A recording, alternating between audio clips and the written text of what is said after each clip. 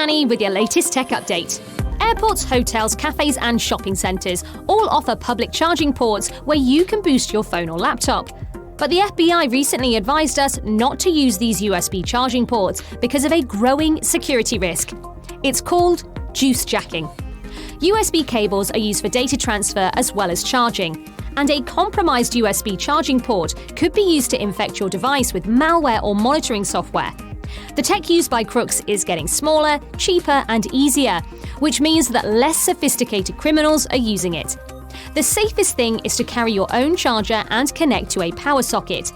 Or if you must use a public USB port, invest in a gadget called a USB data blocker. This prevents data being transferred, but the device will still charge. The list of security threats is growing all the time, which is why our experts work so hard to keep our clients one step ahead of the criminals. If you want our protection, get in touch. That's your tech update. More next week.